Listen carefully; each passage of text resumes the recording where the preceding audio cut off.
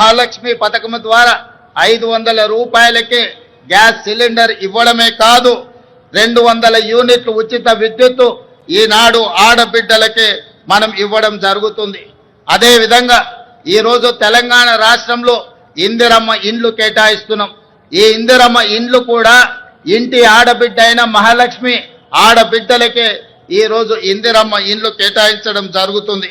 అదేవిధంగా రాష్ట్రంలో స్వయం సహాయక సంఘాల మహిళా సభ్యులకు QR కోడ్తో కూడిన ప్రత్యేక కార్డులు అందజేయాలని నిర్ణయించాం.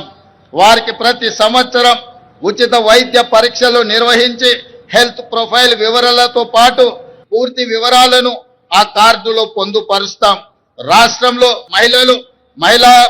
మహిళా లక్ష్మిగా మారి సగర్వంగా నిలబడాలనేది మా ప్రజా ప్రభుత్వం యొక్క లక్ష్యం.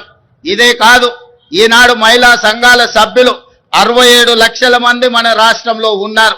వాళ్ళందరికీ కూడా ప్రతి సంవత్సరం 2 జతల చీరలను ఆడబిడ్డ కానుకగా ఈరోజు తెలంగాణ రాష్ట్ర ప్రభుత్వం ఇవ్వడం ద్వారా వాళ్ళ ఆత్మ గౌరవాన్ని నిలబెట్టి ఈ మహిళలతో మాకు కుటుంబ అనుబంధం ఉంది అని చెప్పి ఈనాడు తెలంగాణ ప్రజా ప్రభుత్వము ఒక ఔదార్యాన్ని ప్రదర్శించి ఆడబిడ్డలను ఆదుకునే ప్రయత్నం చేస్తున్నాం.